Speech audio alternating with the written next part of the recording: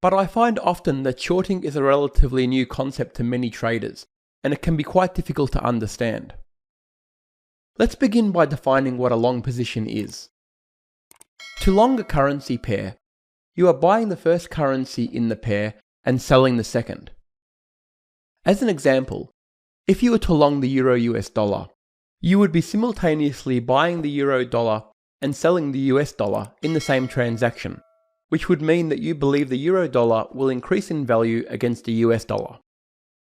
The same example can be used for shorting to make it easier to understand. To short a currency pair, the first currency in the pair is sold, while the second currency in the pair is bought. This will mean that if we are shorting the Euro US dollar, you are effectively selling the Euro dollar and buying the US dollar.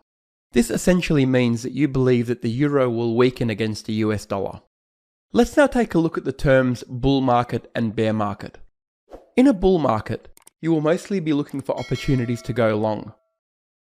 This means that you will be looking for opportunities where you expect the price of an asset will increase over time. In a bear market, you are mostly looking for opportunities to go short. This means that you are expecting assets to decrease in value over time. I often get asked why the terms bullish and bearish are used in the markets, and why they are synonymous with uptrending and downtrending markets. The term bullish actually comes from the way a bull defends itself when it feels threatened or attacked. A bull will charge at its attacker and try and fling them into the air. This flinging up action is actually where the term comes from. That's why bulls, or bullish markets, are now synonymous with uptrending markets. In contrast, a bear pushes its prey to the ground when attacking, and the term bearish is derived from the action of pushing down. Now that we have discussed bullish and bearish markets, let's take a look at some real examples of bullish and bearish markets in action. I will be breaking it down into a dollar amount, and it is important to note that every dollar amount I will use in this lesson will be in US dollars. Depending on the country you are trading in, you may have to account for the currency exchange rate. We can see on the screen an example of the US dollar Canadian dollar in a bullish or upward trend. Let's assume that we choose to long this pair, or buy into the market at a price of 1.3500.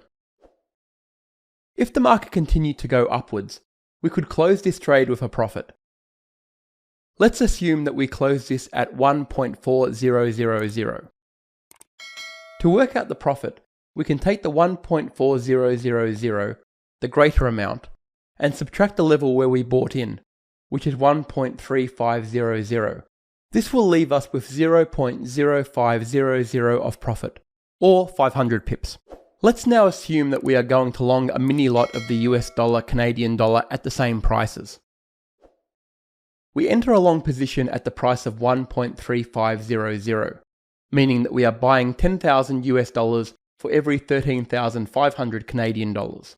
As the market trends up and goes to a price of 1.4000, you can close this order by selling 10,000 US dollars, and you will receive 14,000 Canadian dollars in return.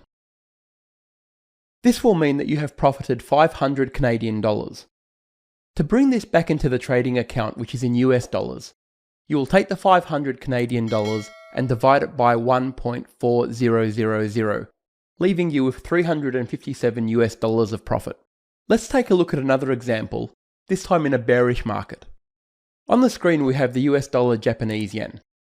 If we are looking at shorting or selling the market, let's say at the price of 123.00, and the market moved down in our favour, we could close at a profit at a lower point, and you can see here that it has been closed at 119.00. To calculate the profit, you again take the larger number and subtract the smaller number.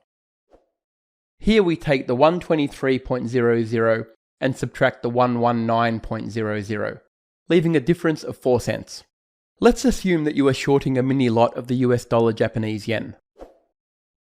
You short the trade at 123.00, meaning that you are selling 10,000 US dollars for every 1.23 million yen. The trade goes in your favour, and you close at a price of 119.00, which means that you are effectively buying back 10,336 of the US dollars for every 1.23 million yen. To work out this profit, you again take the larger amount and subtract the smaller one.